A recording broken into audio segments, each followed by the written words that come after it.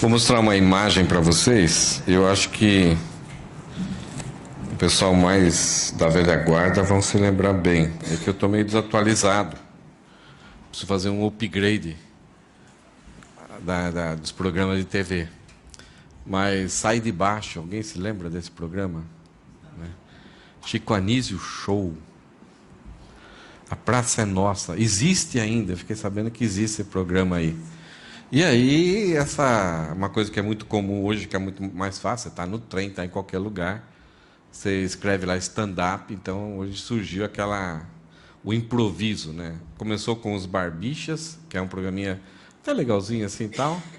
Eles inventaram vários joguinhos, várias improvisações, e daí, com eles, vieram essa ideia do stand-up. É um cara que chega e está ali na frente, ele tem um roteiro de piadas, de brincadeiras, assim, e, de acordo com o que vai acontecendo, ele vai desenvolvendo a sua conversa. Então, se alguém fala alguma coisa, ele pega aquilo lá, ele vai desenvolvendo uma história, uma piada atrás da outra. Então, tem algumas coisas ensaiadas, mas é muito do stand-up, né? O cara levantou, ficou em pé ali, está contando as suas histórias e o pessoal paga para ver isso. Tem muitos mais programas aqui no Japão, também é caracterizado por vários programas nessa área assim, de humor. Mas o que esses programas normalmente têm em comum? Comédia, né? São programas de comédia. Eu sou da época do Golias. Vocês lembram isso? Eu não me lembro o programa que era, mas não é o Golias da Bíblia, não. É da época quando a TV era preto e branco ainda. Aí veio o Renato Aragão e os Trapalhões e Companhia Limitada. Aí o Jô Soares também teve uma repercussão. Eu não me lembro o nome do programa, tentei me lembrar, mas não consegui.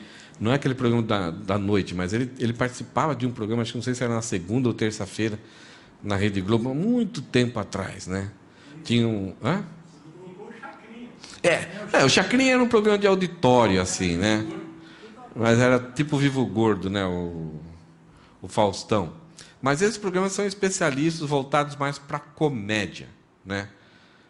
E vários deles, a escolinha do professor Raimundo, né? Teve a geração do Chico Anísio e agora tem uma outra geração, né? E não tem o Chaves, né? Também, que é muito famoso, que o Silvio Santos, né, comprou todo o pacote, repete e está ali.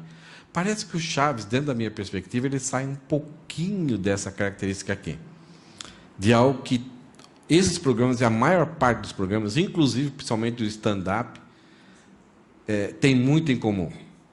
Além de ser comédia, o que mais eles têm em comum? A imoralidade. Tem um japonesinho, brasileiro, é claro, ele é muito inteligente com as piadas, mas eu não consigo assistir. E eu sou adulto, né? De 3 piadas, parece que ponto e vírgula, parágrafo, interrogação, exclamação, é um palavrão. Ele não usa as pontuações, ele usa palavrão para pontuar o texto. No começo você suporta uma, suporta duas, aí você não aguenta. Esses dias eu estava procurando os nomes de vi lá um nome de um cara lá, e eu estou achando que esses programas assim são, então...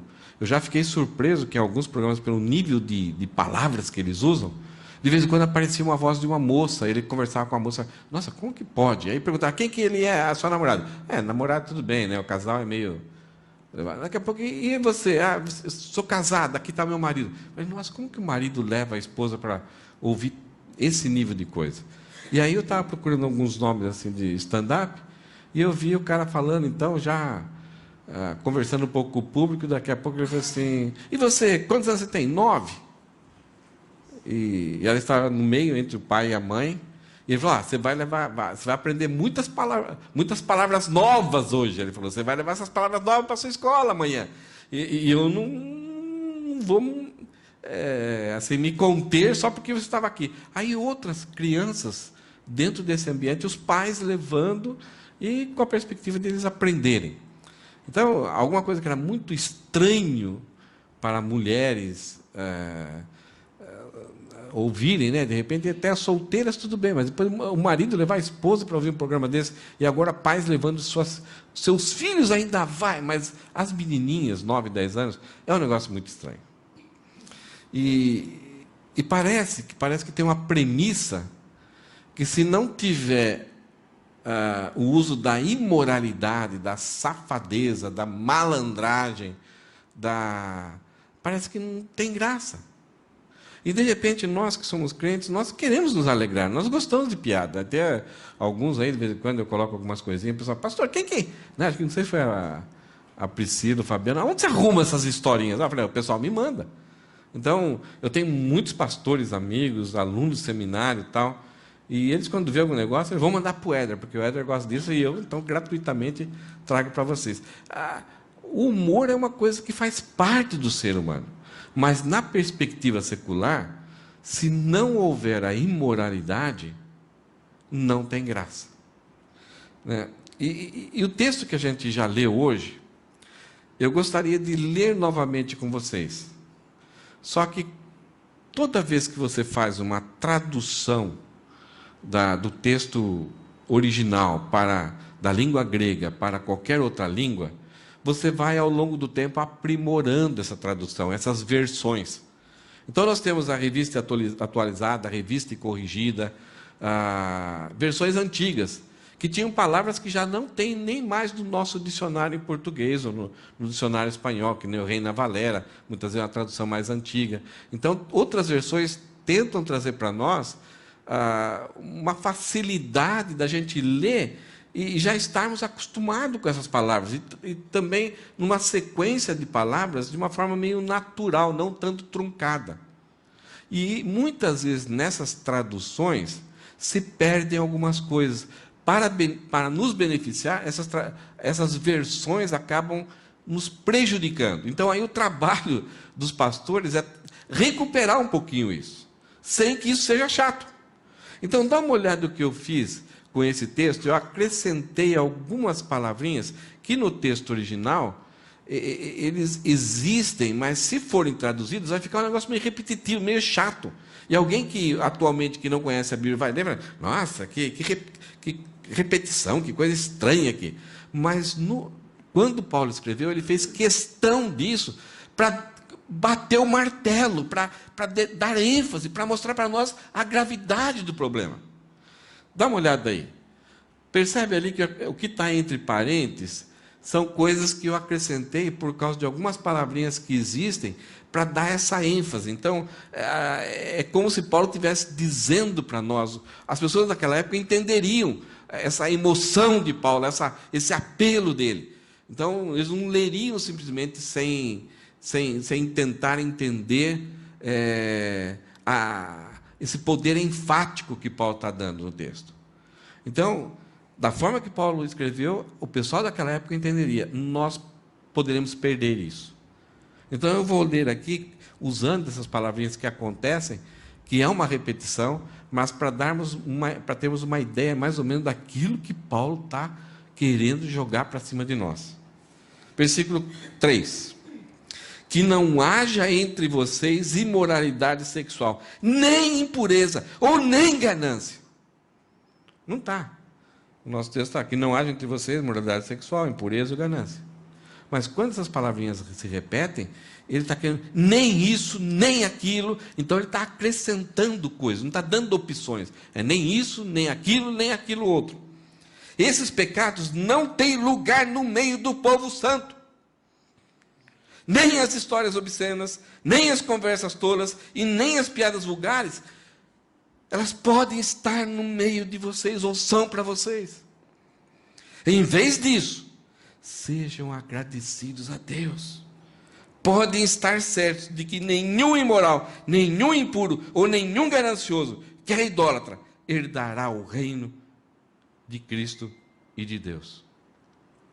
Com essas palavras, seria essa tonalidade que Paulo tentaria nos comunicar. Ele não vai estar pessoalmente, eles não querem que a pessoa leia assim de forma, que não tome um choque. Então, quando ele escreveu, do jeito que ele escreveu, ele quer dar um choque. Agora, quando a gente olha esse texto assim, rapidamente, eu sempre me assustei com esses textos, algumas doutrinas parece que dão uma balançada.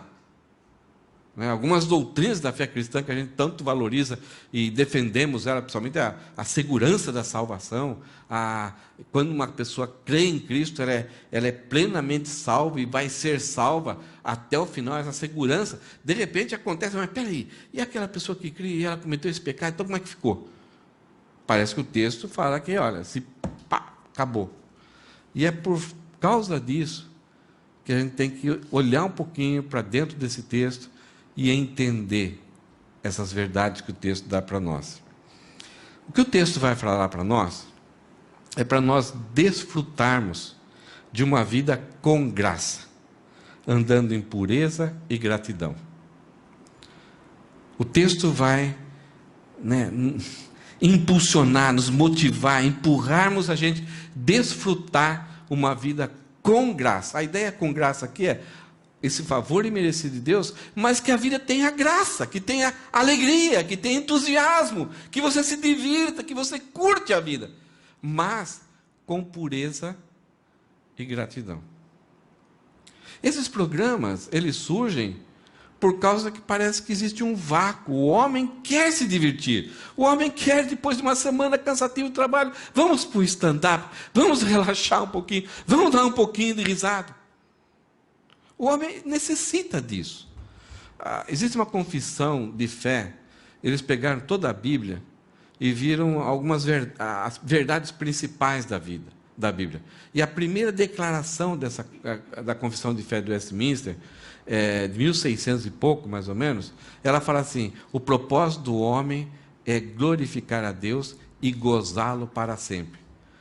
A primeira vez que eu vi isso, porque a palavra gozá-lo parece a ideia de tirar um barato da cara de Deus, né? Tirar sarro da cara de Deus. Mas essa palavra gozar aí, isso é viver em gozo com Deus, né? Viver de forma alegre, prazerosa, satisfeita. Na Idade Média, né, tem até um filme que fala sobre isso. O filme é O Nome da Rosa, se você quiser assistir esse filme. A Igreja Católica ela tinha duas nuances, duas tendências. Um grupo de pessoas dizendo que o servo de Deus devia viver uma vida pobre, assim, sem nada, só talvez ter uma roupa, se pudesse comer. Então o trabalho era sempre forçado, e quando surgiam alguns desejos, algumas vontades, então ele devia fazer alguma penitência, porque ele não deveria deixar nada aquilo que fosse alegria, entusiasmo, diversão, tomar conta da sua vida, ou existir na sua vida. Então a pobreza era muito valorizada. Tinha uma outra ala que dizia que não, nós somos representantes de Deus aqui, então temos que ser milionários, temos que mostrar opulência, porque esse é o retrato da grandeza e majestade de Deus. E até o filme é muito interessante, que começa a haver mortes. Vocês querem que eu conte a história do filme? Ok. Começa a haver mortes. Então um padre detetive com seu discípulo, ele vem lá no mosteiro descobrir por que as pessoas estão morrendo. E no final, um dos padres, com essa tendência de que ninguém podia se alegrar, ele pegou existia um livro que era de comédias. Eles desenhavam até o Papa, assim, com cabeça de asno, alguma coisa assim. E era um livro que tirava sarro, brincadeira, chacotas. E esse padre, ele colocou veneno nas bordas desse livro. Então, toda pessoa que ia para esse livro morria. Acabei, destruí o filme para vocês. Então, percebe a ênfase que eles davam. Então, por isso, o cristianismo parece que é uma pedra no sapato da sociedade, que ao longo do tempo desenvolveu a ideia de que o ser humano não pode se divertir, não pode se alegrar. Então, muitas vezes, você que é cristão, você chega numa roda, chegou o crente. Parece que a gente estraga prazeres. Parece que a gente é do contra. Mas o pecado é que transformou aquilo que é santo, puro e agradável, ele corrompeu. E essa foi a promessa que tornou a voz de Satanás uma grande tentação. Olha, vocês serão como Deus, vocês não têm algo. Então, o pecado ele sempre nos leva, provoca a tentação da gente buscar algo que parece que vai nos alegrar, que vai nos preencher, que vai dar aquilo que nós nunca tivemos e que parece ser muito bom, mas o resultado é uma miséria, é uma tristeza, dor, sofrimento, muito trabalho, vergonha, culpa, medo. Então, e o pecado existe na sociedade, corrompendo aquilo que é belo, aquilo que é bom, prometendo algo que vai satisfazer, algo que vai ser legal, mas depois produz vergonha. Talvez muitos pais que saiam desses shows, eles olham para os seus filhos, de repente seus filhos começam a falar alguns palavrão, começam a desrespeitar. Aí vem a culpa, por que eles abriram uma brecha na mente e no coração dos seus filhos para isso. O livro, esse texto que nós vamos ver hoje, ele traz para nós 3 alertas. Que como que a gente pode desfrutar de uma vida com graça, mas em gratidão e pureza. O primeiro alerta está que nós devemos, no nosso meio e nas nossas vidas, nós devemos não ter uma má conduta. Olha só no versículo 3, que não haja entre vocês imoralidade sexual, impureza ou ganância, esses pecados não têm lugar no meio do povo santo de Deus. O assunto aqui não é sobre sexo, esses versículos. Parece que é, mas não é. É sobre o mau uso dessa área geral que envolve sexo, que envolve o amor. Nós olhamos muito para a nossa sociedade e pensamos assim, os dias hoje estão ruins. Mas Paulo está escrevendo para uma igreja que estava numa cidade muito grande, aonde a adoração principal dessa cidade era a adoração à deusa Diana, a deusa do amor, aonde havia rapazes e garotas prontas, dispostas e disponíveis para você adorar a Diana em orgia e bebedeira. O ambiente era de imoralidade total. Aqui na nossa sociedade, atualmente nós não temos mais isso, é meio contido. Existe essa prática imoral que usa o sexo de forma errada, mas ela é acessível facilmente, mas não é tão visível como era na cidade de Éfeso. Então a cidade de Éfeso eram dias piores do que os nossos. Porque a gente fala, não, isso aqui não serve tanto para nós. Serve. Antigamente, há uma certa época aí, tanto antes de Éfeso e de outros lugares, algumas coisas eram incomuns. Era meio estranho. Né? Nós estamos crescendo desde criança, estamos indo, de repente a gente se surpreendeu com alguma coisa. O X é incomum. Depois de um tempo, se torna comum. Já encontrei mais pessoas. Depois de um tempo, se torna natural. Todo mundo faz. Depois de um tempo, passa a ser correto. Não é mais errado. Depois de um tempo, passa a ser até obrigatório. E se você ter uma opinião diferente, contrária, você é o intolerante, você é o errado. Aqui traz um alerta terrível sobre nós. Será que a gente tem que seguir essa tendência, essa inclinação? Ou será que a gente tem que se debruçar na palavra de Deus e descobrir o que a palavra de Deus nos orienta? Aqui algumas palavras, que a gente precisa... O texto vai ser mais definir algumas palavras aqui. Paulo fala que não haja entre vós imoralidade sexual.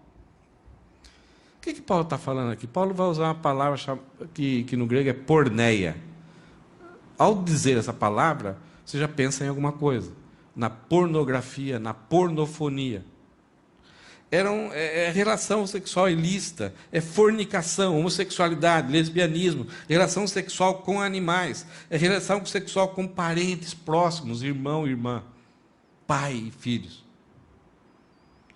Então Paulo vai dizer, não deve haver no meio de vocês a porneia.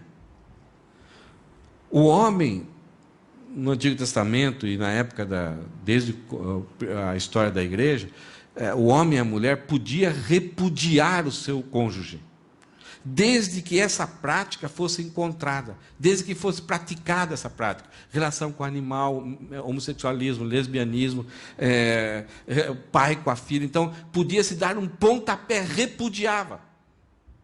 Não se dava carta de divórcio beneficiando a pessoa com uma indenização. E quem casasse com essa pessoa repudiada, cometeria adultério. Só que, consequentemente, a pessoa que repudiou também não poderia casar. A porneia era uma cláusula de exceção que permitia o repúdio sem você pagar a indenização para essa pessoa. Porque seria absurdo você continuar uma vida conjugal com alguém que está envolvido com esse tipo de prática. Está trazendo para a sua intimidade algo extremamente terrível, uma abominação, algo vomitável diante de Deus. Paulo fala também que não haja impureza. A palavra impureza aqui, algumas vezes a gente pensa de talvez alguém sujo, alguma coisa aqui. Mas a ideia está muito na mente. É uma mente carregada de pensamentos, de planejamentos, de meditações, que todo momento pensa em coisas ilícitas, em imoralidade.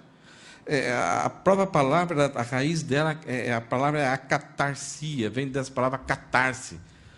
Quando a pessoa está com a mente totalmente cheia e só pensa naquilo. Ele dorme pensando e acorda pensando em praticar o pecado e buscando oportunidades para praticar o pecado. Ele não pensa em outra coisa. Se torna um Deus para a vida dele. Domina a vida dele. Isso já existia. Agora imagine nossos dias com a questão da pornografia. Tem pessoas que não conseguem. Fazem horas devocional com pornografia. Antes de dormir, antes de deitar, durante o dia. Está viciado. A cabeça está pronta para explodir. De tanta sujeira. Logo após, Paulo fala assim que não haja ganância. Já falamos uma vez que ganância em espanhol é lucro. Aqui é cobiça. Aqui a ideia, inicialmente, parece que Paulo está falando assim, não haja imoralidade entre vocês, não haja impureza ou ganância. Então, parece que na sequência, Paulo está falando de coisas imorais e depois ganância no sentido de dinheiro, de bens materiais. A ideia aqui não. A palavra tem a ver com a ideia da cobiça. Você que tenha... Já quebrou todos os padrões, todas as regras naturais da vida, você quer mais, então essa impureza, imoralidade sexual, você enche a sua mente e depois você cobiça. Tudo que você vê, então é aquele homem que, qualquer mulher que ele vê, é como se ele estivesse vendo ela nua. E tudo que ele faz em relação a ela é para criar uma oportunidade para ter ela nas suas mãos. Então não tem muito a ver com o dinheiro. É o desejo ávido de querer ter essa avareza. Eu quero ter isso nas minhas mãos. Curtir e ir alimentando o fogo e a fogueira no campo imoral sexual. É a pessoa que está voltada para aquilo. Olha o que Paulo fala, que não haja entre vocês imoralidade sexual, impureza ou ganância. Esses pecados não têm lugar no meio do povo do Santo de Deus. Em outras versões fala assim que esses pecados não têm a menção. Em outras versões melhores fala assim que não se nomeie entre vós esse tipo de pecado. O que seria isso? Quais essas possibilidades? Primeira possibilidade, que talvez no meio do povo de Deus não seja objeto de conversa, não seja um assunto para se conversar. Outra possibilidade é que isso não venha a ocorrer com alguém. Agora, a ideia aqui não é alguém que acidentalmente cometeu uma dessas coisas, mas alguém que tem um hábito contínuo. É alguém que tem esse estilo de vida. Então, que de repente surge. Ou que de repente a igreja aceite isso de uma forma natural e nomeie as pessoas. Ah, aquele ali é um garoto de programa. Ai, que legal, né? Ele está aqui frequentando nossa igreja. Ele é joia. Nós amamos eles. Ó, aquele cara ali, ó, você viu aqueles dois namoradinhos? Eles já transam, dormem juntos e tal, e são irmãos. Ou aquele cara ali tem uma cachorra, nossa, ele dorme com ela e toda noite ele transa com ela. Legal, né? Vocês já imaginaram? Parece uma coisa absurda. Mas a nossa sociedade está caminhando para isso. Ah, aquele pai, está vendo aquela filhinha de 10 anos? Aí ele dorme com ela. Ele faz amor com ela. Ela faz amor com ele. E aqui no Japão tem algumas histórias disso. Você já imaginou uma igreja que o nome das pessoas, as pessoas seriam chamadas por... Ah, Isaí é um pornos. Ah, Isaí é um impuro. Ô irmão impuro, vem aqui. Essa ideia, que as pessoas recebessem os seus nomes, seus tratamentos, pelo seu estilo de vida. Paulo fala, não se nomeie. Ele fala que nós somos o povo santo, aqueles que foram justificados e são a igreja. Não é somente, aí você fala assim, bem, o impuro, né, ele está envolvendo outras pessoas. O cobiçoso, muitas vezes se percebe, né, pelo olhar dele. Mas o cara que tem essa questão só na mente, ele não está prejudicando ninguém. Ninguém? É verdade? Quem que ele está prejudicando? Ele mesmo. E nós aprendemos que, como fazemos parte, somos membros do corpo de Cristo, vocês acreditam que o corpo de Cristo não vai ser afetado por isso? Paulo, em Corinto, ele fala, por causa de um problema que a gente vai ver daqui a pouco, ele fala assim, é por causa disso, porque vocês não resolvem esse problema, porque por causa disso é que muitos dentro de vocês estão doentes e até morrem. Como assim? Isto é, os que estão praticando... Parece que a ideia é que as pessoas pecam, a igreja não trata, a pessoa não se arrepende e ela acaba morrendo, e ela acaba ficando doente. Mas eu fico pensando, talvez, é que por causa deles terem aquele estilo de vida e pecarem, a igreja não tratar, outros ficam doentes, outros acabam morrendo. É possível, porque nós somos um corpo. O sangue de Cristo permeia nas nossas veias. Temos o mesmo sangue. Somos membros uns dos outros. Cada um cumpre a sua função.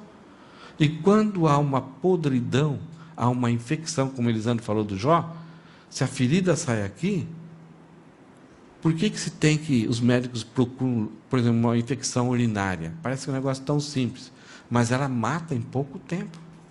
Porque a infecção vai para o rim e o rim já manda direto para o coração. Chegou no coração, pronto, acabou. O que o coração tem a ver? O que o rim tinha de problema? Aconteceu em outro lugar. A mídia dos nossos dias, ela transforma essa imoralidade, a impureza, a cobiça, em algo natural e bonito. Tem jogo, os filmes, as músicas, as novelas. Se você não resistir e não der um break na sua atenção, você de repente está torcendo e valorizando e desfrutando e curtindo daquilo. De repente, eu gosto de assistir muito filme de aventura, então de repente o cara está lá, e ele salva a mocinha e vão, tal, e quase morrem, e ela está lá pendurada, ele vem lá, socorre, daqui a pouco vem um cara para matar ela ou matar ele, ela socorre, então você está torcendo ali e tal, então de repente conseguem sair, escapar de explosões, fogo atrás deles e tal. Então aquele negócio, aquela adrenalina, você está lá torcendo para eles, e de repente os dois conseguem tomar um trem e estão indo embora, e não tem mais ninguém no vagão. Conheceram-se naquele dia, algumas horas atrás. Desfrutaram de um salvando o outro, então criam uma empatia um com o outro, uma afeição um com o outro, eles olham um para o outro, daqui a pouco se abraçam, e estão praticando uma relação sexual ao vivo, ali no filme, né, cara? E você está torcendo, está apoiando. As ideologias, hoje em dia, plantam na sociedade novos valores e princípios. Então aquilo que é incomum passa para ser comum, depois torna natural, e agora está sendo obrigatório para nós aceitarmos goela abaixo. Então eu vejo pessoas que são muito sábias, inteligentes, maduras socialmente, mas de repente, diante de algumas coisas, eles valorizam, eles apoiam. É assustador. Então, hoje em dia, na nossa sociedade, está plenamente aceitável viver esse estilo de vida. Bolsonaro tirou uma foto esse ano do carnaval. Ele publicou essa foto. Na cabeça dele, da maioria das pessoas, seria que aquela foto causaria uma aversão. Ele foi criticado por ser intransigente, intolerante, e por ser um cara nazista, fobista, tudo que é isto. Porque a sociedade já está mergulhada nisso. Mas eles não contam da tristeza que tudo isso dá. Isso daí tira o privilégio de desfrutar e reproduzir o amor que Deus planejou e definiu para nós. Então é por isso que Paulo fala, não haja. Não se nomeie, isto é, não tem alguém que curta esse tipo de vida. Não mencione, não conversem sobre isso. Não tem nada a ver com o povo de Deus. Olha só aquilo que eu falei para vocês em 1 Coríntios 5, versículo 1 e 2. Alguns irmãos de Corinto chegaram para Paulo, levaram uma carta sobre alguns problemas que essa igreja estava passando. Então Paulo responde essa carta. E um dos problemas que esses irmãos falaram era de um caso que a igreja não estava sabendo tratar. Era um rapaz que estava tendo relações sexuais com a sua mãe, mas a ideia é que seria com a sua madrasta. E ele e o pai conviviam dentro da casa. Não foi uma relação, mas é que havia uma permissividade. Então, tudo bem, natural, continuado, para sempre, não havia... E boa parte da igreja, principalmente a parte corintiana da igreja, dizia o seguinte, olha, o crente, o salvo, o cristão é reconhecido pelo amor. Nós temos que amar, nós temos que tolerar. Então ele tem uma afetividade, e talvez ele sentiu falta da sua mãe. Então ele tem um impulso não incontrolado, um transtorno que ele não consegue controlar, e ele vê nela a sua mãe. Então ele vai lá, ele abraça, e aí como ele é adulto, então surgem os desejos, e eles têm, e o seu pai vê, ou está junto com ele. Você consegue imaginar? Lá naquela... E essas pessoas estavam na igreja. Então Paulo fala assim, comenta-se por toda parte que há imoralidade sexual em seu meio. Imoralidade que nem os pagãos praticam. Soube de um homem entre vocês que mantém relações sexuais com a própria madrasta. Como podem vocês se orgulhar disso? Eles acham, olha, nós conseguimos amar. Os incrédulos não suportam isso, mas nós suportamos. Paulo, como vocês podem se orgulhar disso? Se os incrédulos, se os pagãos não aceitam isso. Ele fala, vocês deveriam lamentar-se e excluir de sua comunhão o homem que cometeu tamanha ofensa. É interessante que Paulo escreve essa carta, em 1 Coríntios. Eles tomam um choque. Puxa, então nós estávamos enganados? E eles atendem isso, porque o cara não queria se arrepender. O pai, não sei se o pai estava, enquanto ele está envolvido nisso, mas o rapaz queria seguir o seu rumo de vida. E aí ele foi disciplinado. Em 2 Coríntios, Paulo fala o seguinte, recebam ele de volta. Porque esse rapaz, pelo fato de ser disciplinado, ser tirado da comunhão da igreja, ele sofreu. Ele perdeu aquela proteção que o pertencer a uma igreja traz. Ele foi entregue às mãos de Satanás. Satanás trabalhou na vida dele, ele pagou o preço. Enquanto ele estava pecando e a igreja trazendo amor, ele estava sendo protegido pela igreja. Quando a igreja abriu mão dele, ele sofreu.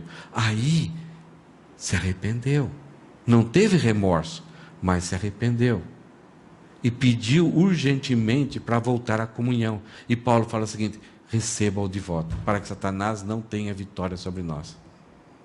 É um negócio difícil de tratar, porque cada caso envolve muitos detalhes complicados. Não dá para repetir as mesmas fórmulas. Mas aqui a gente vê que esse rapaz estava numa profunda transgressão e a igreja estava conivente com ele, a igreja estava doente por causa disso, fizeram o processo correto e agora tanto ele como a própria igreja foram restaurados. Versículo 4. Então, nós, para desfrutarmos de uma vida com graça, em amor e pureza, gratidão e pureza, nós temos que abandonar, não pode haver no nosso meio má conduta. Mas Paulo fala assim, também não pode haver má conversação. Paulo já falou alguma coisa, mas agora ele vai especificar. Lá no passado ele falou de palavras torpes, palavras de peixe podre. Aí ele fala assim, as histórias obscenas. Então, não, as histórias obscenas, as conversas tolas e as piadas vulgares não são para vocês. Em vez disso, sejam agradecidos a Deus. O que é história obscena? Conversa de baixo nível. É obscenidade. Aquela conversa que fede. É interessante que a palavra original, ela deu origem a uma parte ruim, parte não feia, mas assim que não é legal você falar a respeito do homem. É difícil, não tenho coragem de mencionar aqui. Ele fala também, além das histórias obscenas ou conversação torpe, conversação que cheira mal, também não há palavras vãs ou conversas tolas no meio de vocês. A ideia é conversa fútil, uma conversa perigosa, vazia, lenga-lenga, não acontece nada, não vai para nenhum lugar, é só para rir, só para ter aquele momento de diversão ali quando junta o pessoal.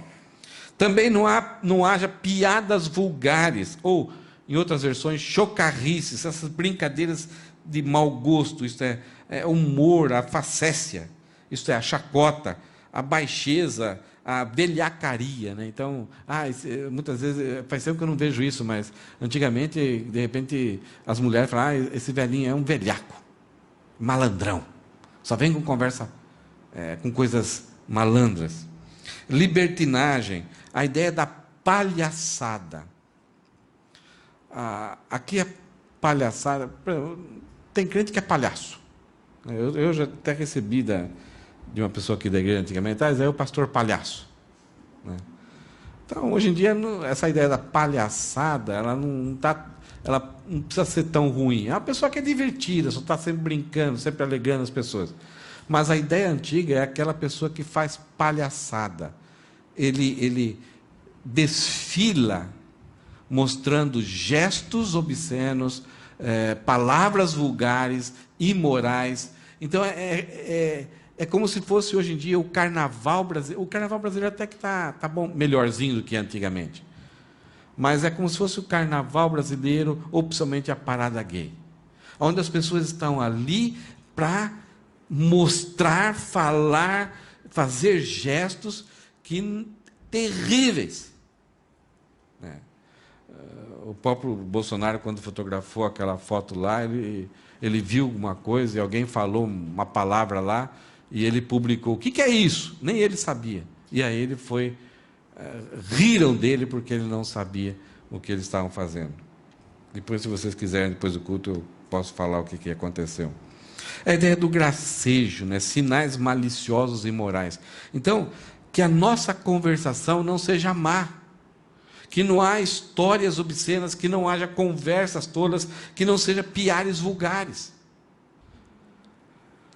Veja que há um adjetivo para a piada. Na Bíblia nós encontramos muitas piadas, Deus fazendo piada com o homem. As situações que aconteciam com Jesus, os evangelistas narraram de um tal jeito, que se a gente prestar atenção, a gente vai ver uma gozação, uma piada ali. Por exemplo, as autoridades lá do templo estavam aborrecidas com Jesus e queriam já prender Jesus, mas precisava ter uma causa. Então eles mandaram os soldados do templo, isto é, pessoas que conheciam a lei, que sabiam quando alguém tinha errado quanto à lei, para ir até Jesus, prestar atenção nele e praticamente trariam Jesus preso. E eles foram. Sim, Senhor, vamos lá. Foram. Chegaram lá e começaram a ouvir Jesus.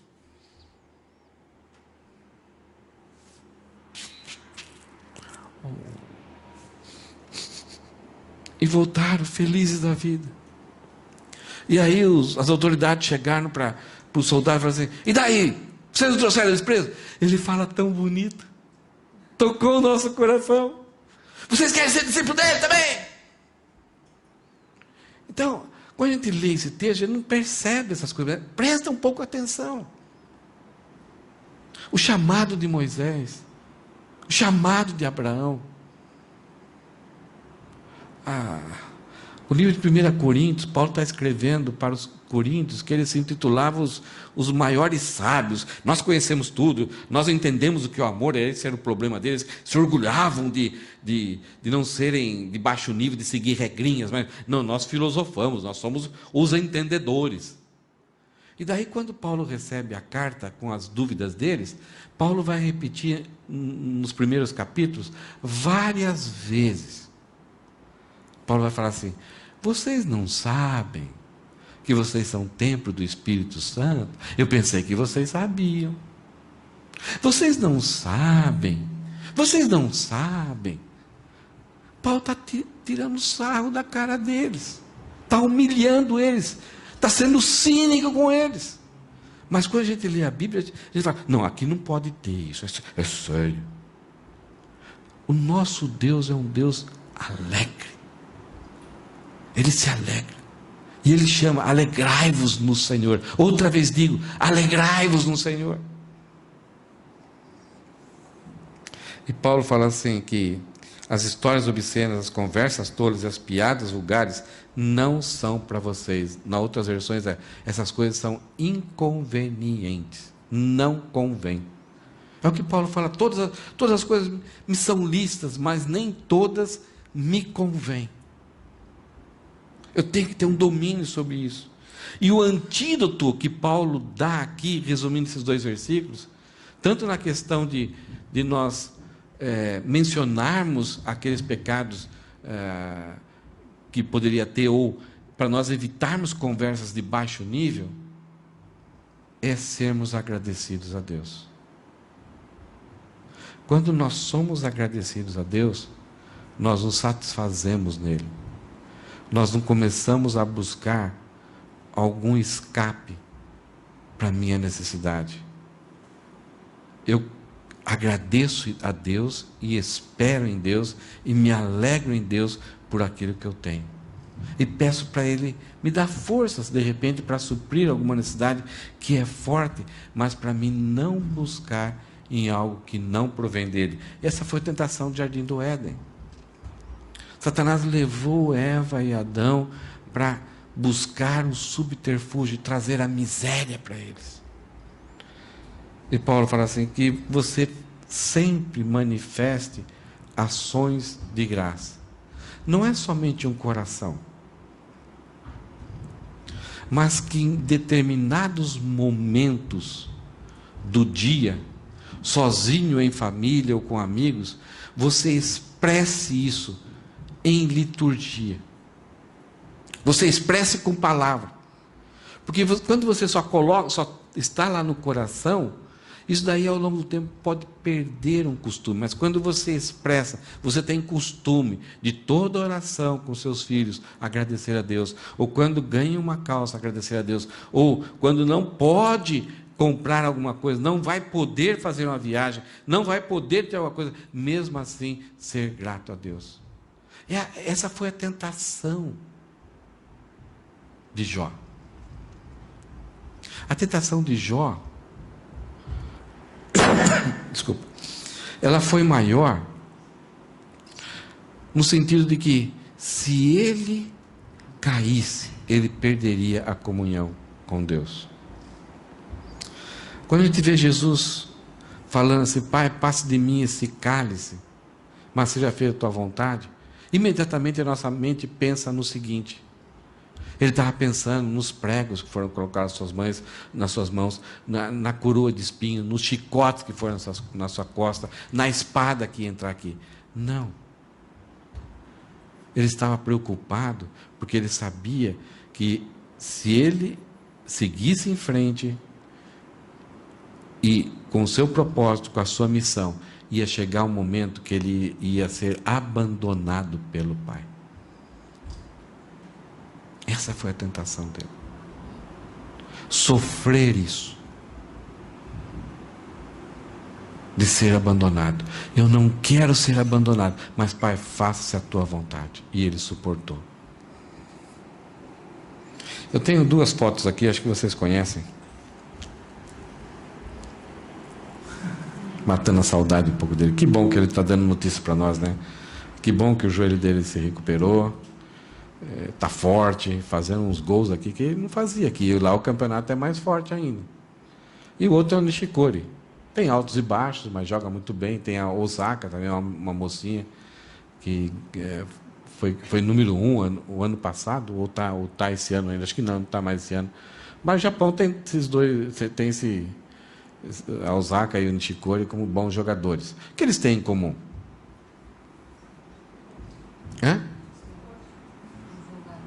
Jogadores, esportes. Eu jogo tênis também, então eu sou jogador de tênis. A última vez que eu joguei tênis foi lá em Shimane. Fiquei uma semana me recuperando das dores. O Elisandro joga. Acho que daqui, o melhorzinho é o Léo, né? Léo, depois Elisandro. O Léo ainda a gente pode dizer que ele aguenta um pouco mais, mas quando eu vejo ele chegando a casa, ele chega se arrastando. E ele está treinando para chegar nisso. Está bem melhor que nós. Quem é violonista aqui da igreja? Silvio, Elisandro. Jenny. Regina. Quem é baterista aqui na igreja? O Shiba? Quem? Quem é lutador aqui na igreja? Solange. Por que eu trouxe esse exemplo aqui para a gente matar um pouco a saudade do Tiago? É que para uma pessoa que está vocacionada ou atender um chamado e quer estabelecer isso na sua vida, ela só vai fazer isso. De longe, quando o Tiago andava, você já sabe, qualquer pessoa olhava assim e sabia que ele era diferenciado, sabia que podia ser um atleta de alguma coisa. O Fabiano, quando entra aqui, a gente já percebe que ele é diferenciado. Quando ele cumprimenta você, você sente que ele é diferenciado. Quando ele carrega algumas coisas, sabe, é diferenciado. Tem os soldadores, tem o César, o Felipe, o Silvio aqui. Constantemente a gente percebe que eles são soldadores. Pelo olho. O olho está vermelho. O que eu quero dizer com isso daqui? É que esses atletas, ou essas pessoas que são profissionais, por exemplo, se alguém chegar aqui, quem é um baterista da igreja? A gente vai indicar por quem? Porque um dia ele veio na frente e ele tocou bateria? Não, porque todo domingo, a partir das 3 horas, ele está aqui, ele senta aqui e fica dando bordoada nesse negócio aqui. E talvez na casa também, né? Ou não? Ensaiando algumas músicas. Na casa ele fica lá ensaiando.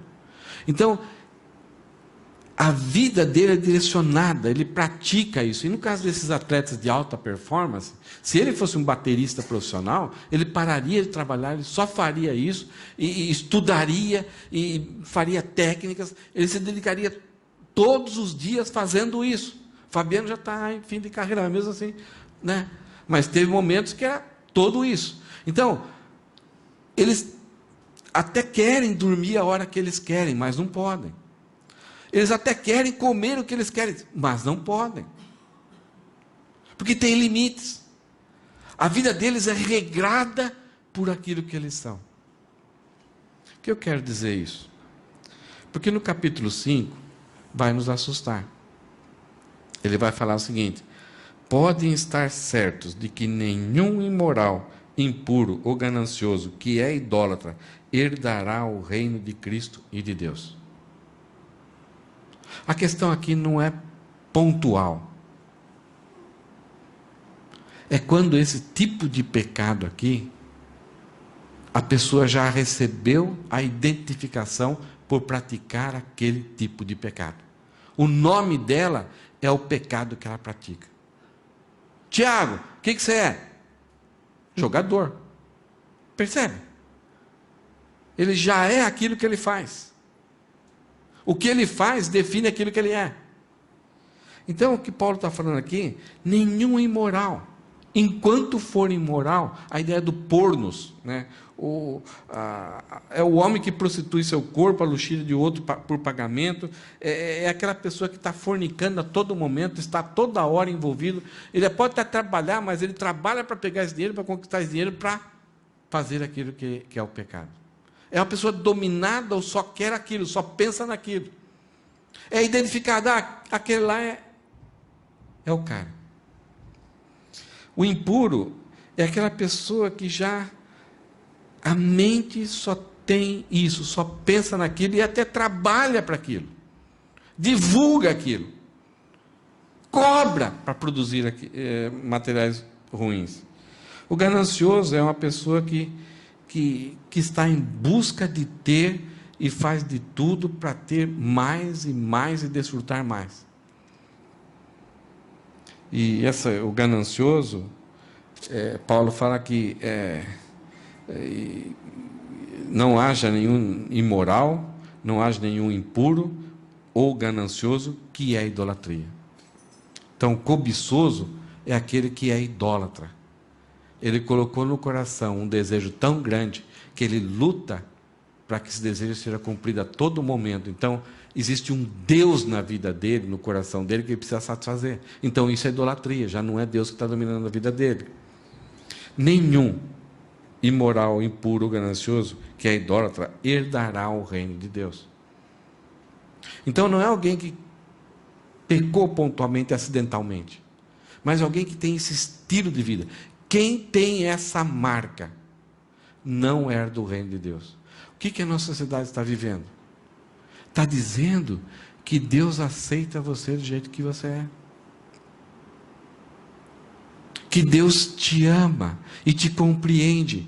E aí surgem igrejas inclusivistas. E hoje, do jeito que eu estou falando aqui, de repente, daqui um dia, essa mensagem vai para o YouTube. Eu posso ser processado, eu posso ser preso. Porque eu estou indo contra ideologias. Talvez logo, é que a igreja aqui não é tão popular, a gente atinge um grupo bem de amigos, de irmãos, aí, umas 300 pessoas, mas se de repente isso sair e explodir, vai chegar a polícia lá do Brasil aqui para me prender. Ou quando eu for para o Brasil, na hora que eu aterrissar, eu sou homofóbico. E vou ser perseguido pela própria igreja cristã. Não tem herança. Isto é, não recebe aquilo que você não merece de graça. Entrada no reino de Deus. Não tem. Quem tem essa marca, esse tipo de comportamento, esse estilo de vida, é a marca do incrédulo. Olha que Paulo fala. Talvez assuste a gente quando a gente pega esse texto e isola esse texto. Mas para comprovar essa verdade que Paulo está falando para nós, mas também para nos dar uma esperança. 1 Coríntios 6,11. Alguns de vocês eram assim. Ele tinha acabado de falar sobre esse tipo de pecado lá em Corinto. A impureza, imoralidade, pecados de conversação, pecados imorais, essa bestialidade. Ele fala assim, alguns de vocês eram assim. Ele está falando para a igreja de Corinto. Mas foram purificados e santificados. A ideia de purificado aqui é, Deus os purificou no momento em que eles creram em Cristo, entenderam que estava errado, se arrependeram dos seus pecados e pediram perdão a Deus. Deus os purificou, colocou a justiça de Cristo na vida deles. Então, diante de Deus e eles, não havia mais nenhuma condenação. Continuaram ainda do mesmo jeito, do mesmo formato, mas foram santificados, eles foram tornados santos. E eles foram declarados justos. Deus bateu o martelo por causa dos méritos de Jesus, declarou-os justos.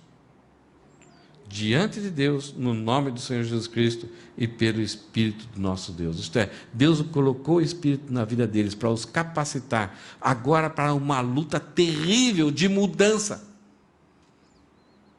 Porque uma pessoa que muitas vezes se afunda no pecado,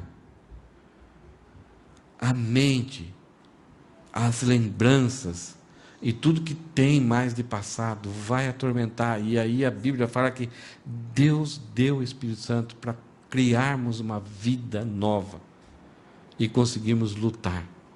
Então, ao mesmo tempo que nós vemos uma esperança, entendemos que não entra no reino de Deus, mas se encontrar-se com Cristo e ter uma fé salvadora, Deus o declara sem pecado, justificados, da mesma forma com que foi qualquer outra pessoa que fez isso. E aí passa a receber o Espírito Santo para lutar por uma vida nova. 2 Coríntios 5,17, Paulo fala o seguinte: logo, todo aquele que está em Cristo, não importa o passado que foi, o nome que teve, o pecado que o definiu, logo todo aquele que está em Cristo se tornou nova criatura, nova criação. A velha vida acabou e uma nova vida teve início. O que a igreja contemporânea fala? Não precisa abandonar a sua vida, continue. Então você vê nessas igrejas homens se abraçando durante o louvor e se beijando, mulheres se beijando, e agora então você tem um homem com duas mulheres, uma mulher com dois homens vivendo juntos, e vamos curtir o amor de Deus, desfrutar das bênçãos de Deus. Paulo fala, a velha vida acabou e uma nova vida teve início, segundo o padrão de Cristo. Salmo capítulo 1, versículo 1 e 2, é o salmo mais conhecido que a gente tem. Feliz é aquele que não segue o conselho dos perversos. Isso que é difícil, porque nós estamos numa maré, né? Nós somos empurrados pela maré, e agora nós temos que lutar contra essa maré. É difícil, você dar uma opinião, você é intransigente, é intolerante, e se tem muitos argumentos contra isso. Feliz é aquele que não segue os conselhos, aquele que não anda, não tem um caminho do mesmo jeito que os ímpios andam. Não se detém no caminho.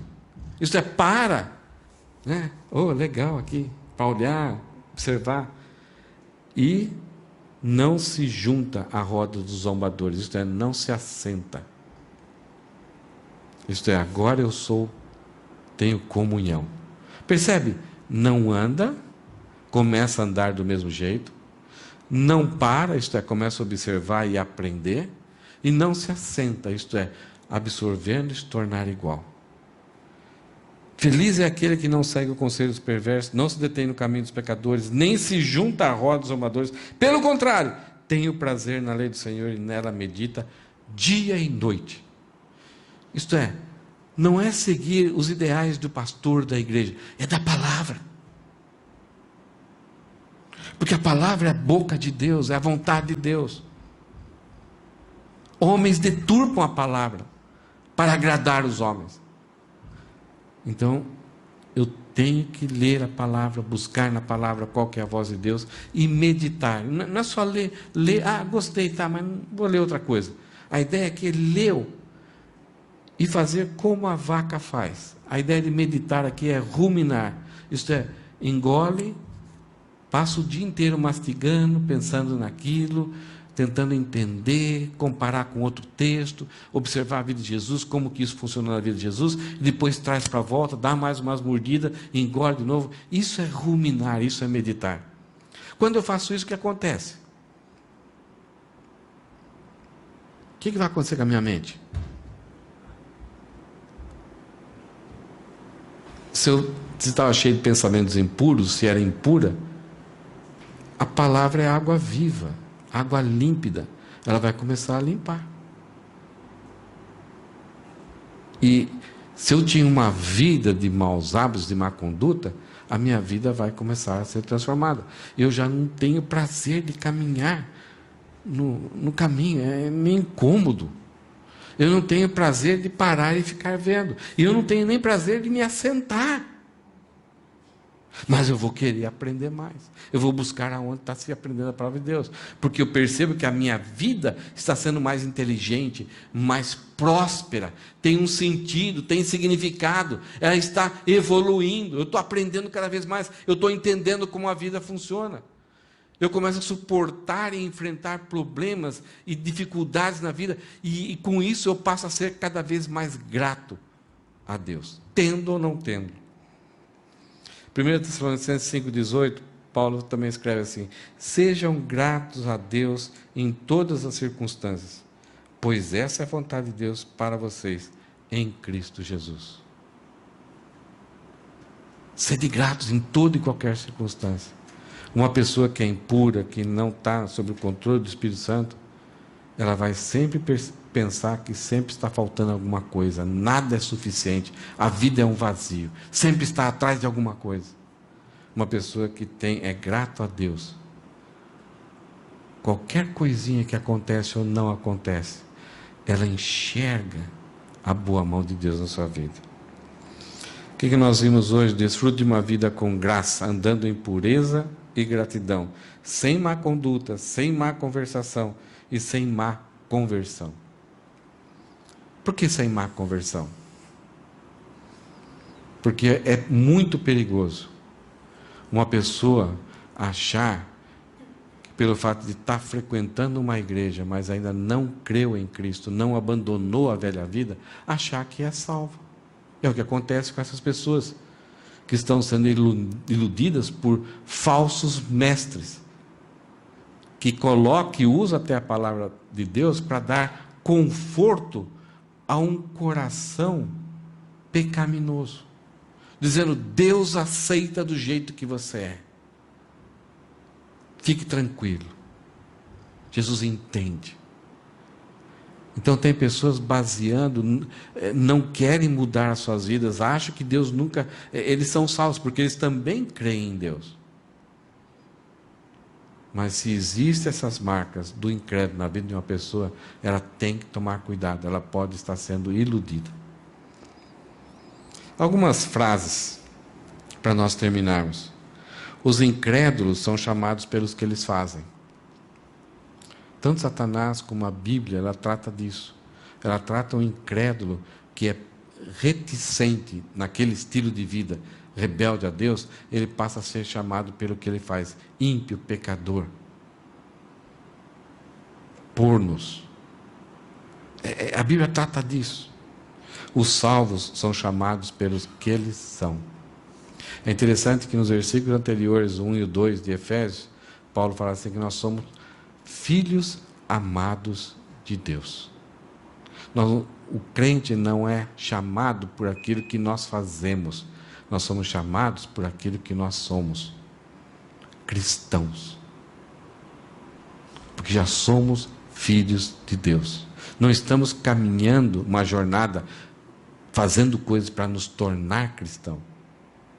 Por isso, o que o ímpio é, o que a pessoa vive no seu pecado por mais afundada que ela esteja no pecado, ela pode parar com isso. Há esperança, se houver entendimento, arrependimento da obra de Jesus Cristo. Então ela pode parar, pode haver uma mudança, mas não pode haver mudança no nosso status. Quando você se tornou filho de Deus, você se tornou filho de Deus. Agora, como sendo filho de Deus, há limites. Todas as coisas são lícitas, mas nem todas me convêm. Algumas coisas não devem ser mencionadas no nosso meio. Algumas coisas não devem fazer parte da nossa vida. Conversas e má conduta. Somos filhos amados de Deus porque Jesus se entregou por nós, não por causa dos nossos méritos. Portanto, precisamos eliminar atos egocêntricos que marcam aqueles que não pertencem a Deus. Qual é a sua marca? Qual é a marca que registra, que identifica quem você é? Seus amigos. Talvez amigos muito amados. O que é a característica principal na vida deles? O desafio da Bíblia é para que a gente não se iluda, não se sinta confortável em situação terrível e perigosa. Cuidado, não aprove aquilo que Deus desaprova. Cuidado. Não aprove aquilo que Deus desaprova. No capítulo 1 de Romanos, Paulo fala que o homem, tendo conhecimento de Deus, não glorificou como Deus, antes de tornar nulos seus próprios pensamentos, dizendo-se sábios, tornaram-se loucos, inventaram coisas inúteis, e por causa disso, eles mudaram a sua forma de pensar, a sua mente, começaram a desejar coisas terríveis, e por terem conhecimento de Deus, então Deus o entrega. Então, vocês querem seguir esse caminho? Vá lá. É dessa forma que Deus funciona. Deus tem uma graça, até com os incrédulos, e principalmente conosco, de segurar da gente fazer loucuras. Se você insiste, Deus fala, então vai. O pecado será a sua punição. O seu desejo será contra ti. Então, eles queriam tanto pensar, tanto inventar coisas inúteis, nós queremos isso, é assim que as coisas... Deus falou, vão. Daí não somente foram e avançaram nos seus pecados naturais, que a natureza ainda é de acordo com a natureza, mas não se satisfizeram, avançaram para um nível de pecadaria antinatural. Homem com homem, mulher com mulher. Deus falou assim, vai. Depois avançaram mais ainda na sua bestialidade. Deus falou assim, vai. E termina o texto, esse texto do capítulo 1 de Romanos, dizendo assim que essas pessoas que ultrapassaram todos os limites de Deus, elas são dignas de morte. Não somente morte física, mas principalmente a morte natural. Elas são o que são. E Paulo fala o seguinte, não somente elas que praticam essas coisas, mas também aqueles que consentem e aprovam. Olha o perigo. Eu sei que é difícil para nós nos posicionarmos hoje diante de tão avassaladora perseguição mental e cultural. Mas temos que nos posicionar com sabedoria. A vida com Deus, ela impõe certos limites para que não se corrompa e se torne uma farsa ou ilusão. A gente pensa que está tudo bem. Se somos filhos, seremos disciplinados. Se não somos filhos, seremos condenados eternamente. A ingratidão e a murmuração são os primeiros degraus para uma vida a ser corrompida. Nós que somos pais, essa é a preocupação, que os nossos filhos tenham muito sucesso no futuro. Ensine e viva a gratidão. Então, influencie um ao outro na igreja. E principalmente os seus filhos, ou qualquer pessoa que estiver junto com você no trabalho. Quando a ingratidão é o primeiro degrau, logo após vem a murmuração. Eu mereço e não tenho. Ninguém cuida de mim. Então, a ingratidão, segundo passo, murmuração. O que vem depois é uma vida corrompida. Que ela vai ter várias direções. Tristes. Terríveis. Então, inculque de algum jeito na vida dos seus filhos, para que eles consigam viver a vida como se fosse um ritual de gratidão e evitando a todo custo a murmuração. Trabalhe isso. E vigia você mesmo. Quando surgir isso, opa, deixa eu voltar para trás. Que depois, o primeiro degrau até que é levinho, você parece que não está no mesmo nível. mas depois, os degraus, você já vai quase cambalear. Não consegue mais voltar. A queda. E a vida se torna corrompida. Um conselho aqui é: reflita como Deus tem conduzido a história em sua vida. Olha para a sua vida.